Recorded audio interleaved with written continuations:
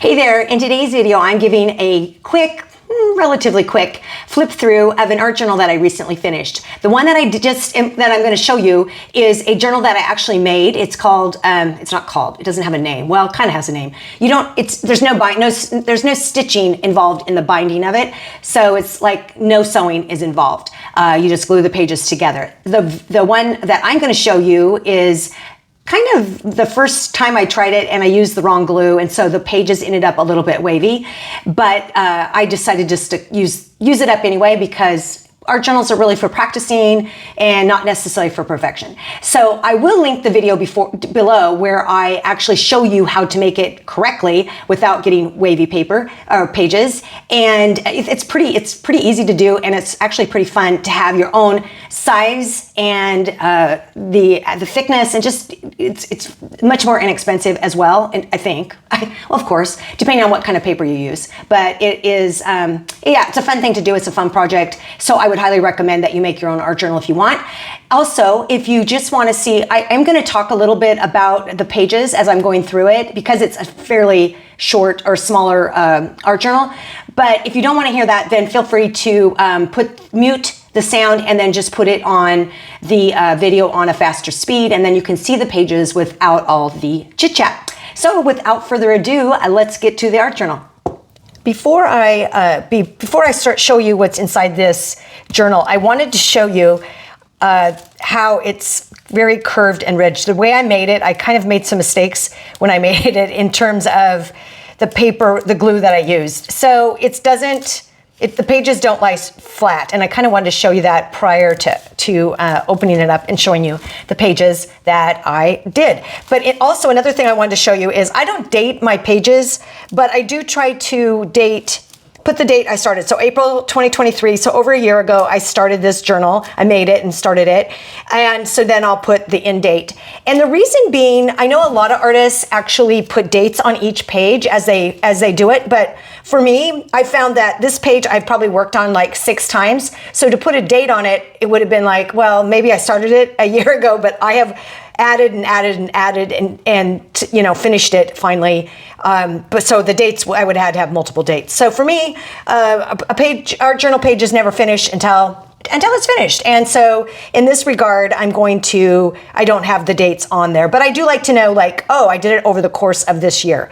So normally I wouldn't talk through, and I'll try to be brief, but a lot of these you can see I'm just exploring colors and shapes and marks, and this is like, whoa, really bold and out there, but at the same time, it's just a kind of a discovery, and every page is slightly different. Like this one is super muted, and I love it. And you know what I was doing? I'm almost absolutely sure, and I've never put anything else on it because I like it so much, is I was cleaning my paintbrush. So this was a palette that I had used, and I literally went in and cleaned my paintbrush, and I love it, and I've never painted anything more over the top of it. So here's another one, very heavily textured. I've obviously painted on it a lot, and you can see, you know, orange and a different shade of blue, and I like that. Here's some more orange.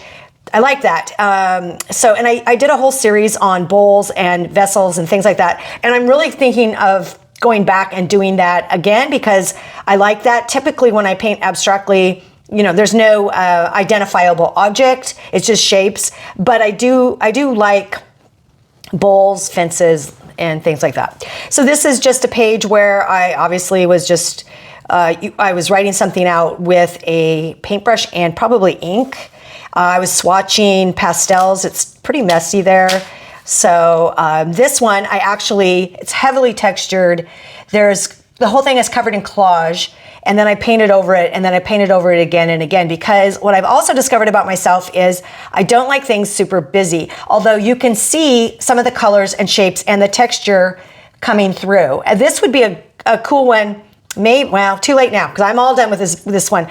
But this would be a cool one to have a glaze, because then all these little edges would show up. You could do a light glaze over the top with any color, and see that would bring out the texture.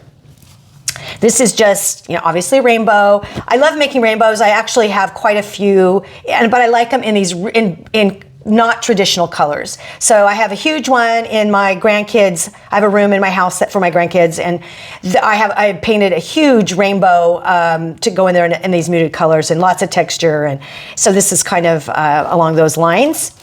And this is just, wow, some more very bold colors, very bold shapes, just exploring.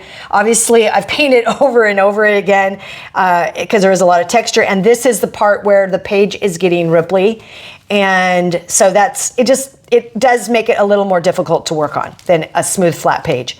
But I'm very frugal. And so once I made something, it's like, oh, I got to finish it. So I've just been working away. I see this page obviously stuck and the pages come off, another swatching. And a lot of times when it sticks like that, I will take a clear gesso and just cover the whole page, because that doesn't affect the page and it will not add any color, but it will help it reduce the tackiness from the acrylic paint that I use. So this is not a color palette you would normally see, but I absolutely love it.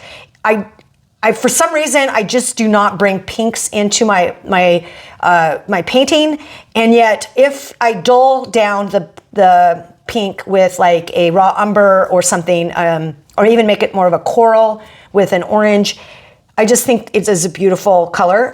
So it's good to explore and try palettes that you're not familiar or that you aren't naturally drawn to. This was just a page I had painted, and then I wrote some quotes out. There's things that sometimes resonate with me. I used to do this a lot more, and this is maybe a little bit more art journaling in that you would have paintings and writing and all of that different thing. I don't do that as much anymore. I keep my quotes in another area, in another book, not in an art journal so much. So, and this is really getting wavy. I love this, even though it seems like it's not something I would normally do. I can see I have some really cool collage pieces. It's heavily textured. I like the text down here. It's something I would not have expected. So I think it's fun to do unexpected things. This was just heavily painted, very thick acrylic paint, heavy body paint, and then I carved into it. And I do like doing that because I like mark making, and I like a lot of texture, a lot of physical texture, where you can actually put your hand across it and feel how textured it is. This is just, obviously, I think I was working with black as a background, which I do love, and then just putting shapes on the top of it. And I really felt like it didn't need anything more than that. Very simple, but kind of a fun thing. This is another one that is completely collaged with all kinds of tiny little pieces of collage, the whole thing. I've painted and painted and painted over it, and it was just too busy for me. And eventually I just put some bold marks in and then left a couple of the pages that the collage paper showing a little bit here too. I don't know if I love it, but it's, not every page is going to be one that you absolutely love. This one is modeling paste that I put down and then carved into it, and then it did a glaze over the top. That is one of my most favorite. I love doing that. I love just the roughness of how it turns out and the texture and the effects that you can get from doing that.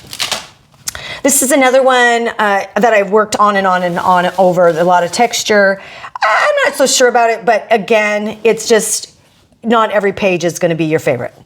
So here's another one where I was using pinks and corals. I think the whole page was that color, because I can see where I did the scratched with writing and did a ladder, which is one of my favorite things to do.